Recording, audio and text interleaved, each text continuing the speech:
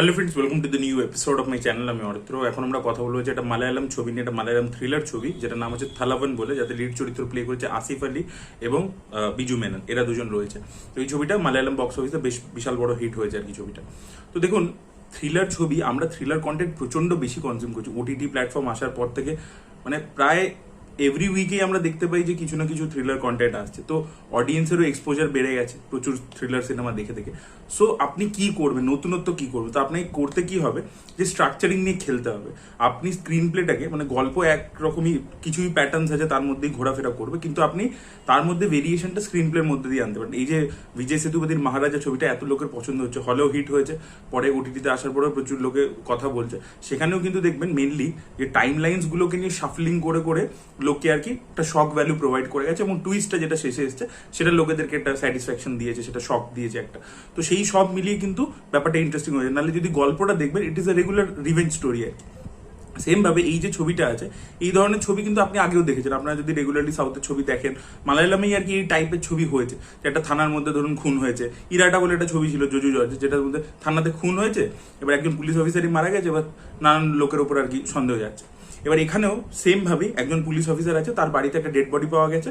এবার সেই পুলিশ অফিসারকে নিজেই খুন করেছে, কি হচ্ছে সেটা নিয়ে আর কি ইনভেস্টিগেশন চলছে।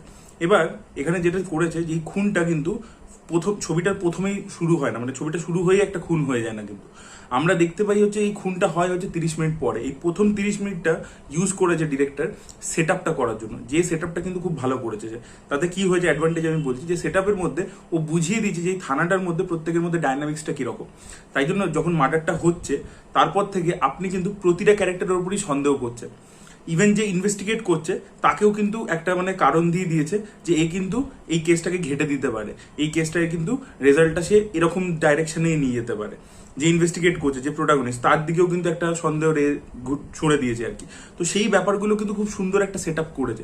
এই সেট আপটার আধ ঘন্টাটা খুব ভালো, এবং স্ট্রাকচারিংটা এরকম যে একটা টিভি চ্যানেলে একজন অফিসার, পুলিশ অফিসার যে রিটায়ার করে গেছে, সে বিভিন্ন এপিসোডে এসে বিভিন্ন কেসের ব্যাপারে লোকেদেরকে বলে, এবং সেখান থেকে আমরা ফ্ল্যাশব্যাকে দেখতে পাই। এবং এই গল্পটা পার্টিকুলারলি এই কেসটা শুরু হওয়ার আগে আধ ঘন্টা মতো টাইম দেওয়া হয় পুলিশ মানে স্টেশনের মধ্যে ডাইনামিক্সটাকে এস্টাবলিশ করার জন্য। যে একটা পুলিশ অফিসার যখন কাজ করছে, তার অন্য পুলিশ অফিসারের সাথে ঝামেলা হতে পারে, সেই ব্যাপারগুলোকে খুব সুন্দর করে এস্টাবলিশ করে দেয়। এবার তারপরে ইনভেস্টিগেশনটা শুরু হয়। এবার ইনভেস্টিগেশনটা চলতে থাকে এবং সেখানে নানান রকমের সাবপ্লট ইত্যাদি আসছে। কখনো সন্দেহটা এর ওপর যাচ্ছে, কখনো এর ওপর যাচ্ছে, কখনো একটা টুইস্ট আর একটা টুইস্ট, এরকম ভাবে চলতে থাকে। এবং ছবিটাতে দুজন হিরো তো বেসিক্যালি আসিফ আলী এবং বিজু মেনন। তো আপনি একটা বাডি কপ এলিমেন্ট এই ছবির মধ্যে দেখতে পাবেন, কিন্তু ওরা যেটা ওই ট্রোপটাকে ঘুরিয়েছে কিভাবে, বাডি কপ ছবি, ধরুন আমাদের এখানে দশম অবতার বা যে কোনো বাডি কপ পৃথিবীতে যত হয়েছে, রাশাওয়ার ইত্যাদি, সেখানে দেখবেন প্রথম দিকে হয়তো একটু ব্যান্টার থাকে, তারপরে দুজন কপ একসাথে কাজ করতে শুরু করে। আর কিছু কিছু ক্ষেত্রে প্রথম থেকেই দুজনে একসাথে কাজ করে, এরকম থাকে। বাট এখানে ও পুরো ফ্লিপ করে দিয়েছে ব্যাপারটা। এটা শুরু করে প্রথমে যে এই দুটো লোকের মধ্যে ঝামেলা আছে, ঠিক আছে, ইগোর জন্য ক্ল্যাশ হচ্ছে, সেখান থেকে ধীরে ধীরে ধীরে ধীরে গোটা ছবির প্রায় 2/3 পোর্শন অব্দি এদের মধ্যে কিন্তু কোনো কামরাডরি নেই, এদের মধ্যে কোনো কেমিস্ট্রি নেই, এই দুটো পুলিশ অফিসারের মধ্যে। লাস্ট হাফটাতে গিয়ে এদের দুজনের মধ্যে কেমিস্ট্রিটা তৈরি হয়, এবং সেটাও কিন্তু নিজেদের ইগোর জন্যই হয়।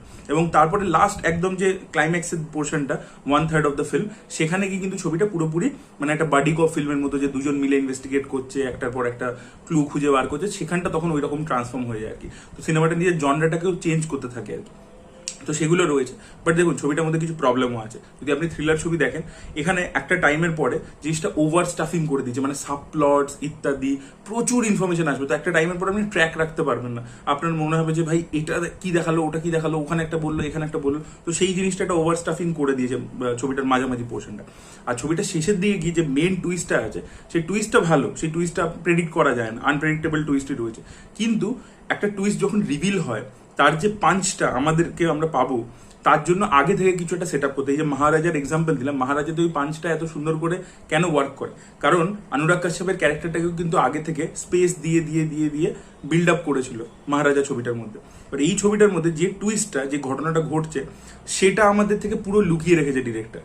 কোনো জায়গা থেকে একটু হিন্টও দেয়নি। অ্যাকচুয়ালি ভালো টুইস্ট তখনই ওয়ার্ক করতে পারে যখন আপনি হিন্ট দিয়ে দিয়ে যাবেন। অনেক সময় কি হয়, অডিয়েন্স যদি প্রেডিক্টও করে নেয়, যখন ওটা রিভিল হবে, অডিয়েন্স মজাটা কি পায়, যে আরে সাবাস, আমি এটা প্রেডিক্ট করলাম, এটাই হলো, এটা একটা হয়। আর দ্বিতীয়, যদি আনপ্রেডিক্টেবল, শক ভ্যালুটা তখনই পাবে যখন কিন্তু সেটার দিকে একটা ইঙ্গিত আপনি ধীরে ধীরে ধীরে ধীরে ছাড়তে ছাড়তে যাবেন। সেই ব্যাপারটা কিন্তু এখানে একেবারে করানো হয়, কিন্তু মেন ইনফরমেশনটাকে লুকিয়ে রাখা হয়েছে। তো ওই জায়গাটাও আর কি, টুইস্টটা ভালো, কিন্তু তার পাঞ্চ ইম্প্যাক্টটা কম অনেকটা। তো এই দুটো জিনিস আমার নেগেটিভ লেগেছে, বাট বাকি রাইটিং এ যেভাবে জিনিসটাকে সাজিয়েছে, যেভাবে ইনভেস্টিগেশনটা আনফোল্ড হচ্ছে, এবং মালায়ালাম সিনেমা মানে একটু রিয়েলিস্টিক ভাবে জিনিসপত্রগুলো আসছে, তো সেই ব্যাপারগুলো খুব ভালো লেগেছে। আরেকটা জিনিস আমার খারাপ লেগেছে, জেলের মধ্যে কিছু টিপিক্যাল টাইপের সিন আছে, যে জেলে ঢুকেছে তখন একজন ওর উপর অ্যাটাক করছে, এ করছে, ওগুলো আর কি কিছু যে রেগুলার ট্রোপস আছে সেগুলোকেও ব্যবহার করেছে আর কি। আর পারফরমেন্স ওয়াইজ বিজু মেনন খুব ভালো কাজ করেছে, আসিফ আলীও খুব ভালো কাজ করেছে। ছবিটা আপনারা চাইলে দেখতে পারেন, বাট আপনারা যদি প্রচন্ড প্রো অডিয়েন্স হন, যারা প্রচুর এই জোনের মধ্যে ছবি দেখেছেন, তাদেরকে যে খুব একটা নতুন কিছু প্রোভাইড করতে পারছে তা নয়, বাট যদি আপনি এই জনরাটাতে নতুন নতুন এক্সপ্লোর করছেন, তাহলে আমি বলবো যে একটা মানে ভালো আর কি ছবি আপনি দেখতে পাবেন, যেখানে আপনি এঙ্গেজ হয়ে থাকবেন থ্রু আউট, এবং আপনার জন্য টুইস্টটা ডিসেন্টলি ওয়ার্ক করবে আর কি। সেটাই বলা ছিল। That was it guys, thank you so much watching this video. ভিডিওটা ভালো লেগে থাকলে লাইক করুন, শেয়ার করুন, চ্যানেলকে সাবস্ক্রাইব করতে ভুলবেন না। Bye bye.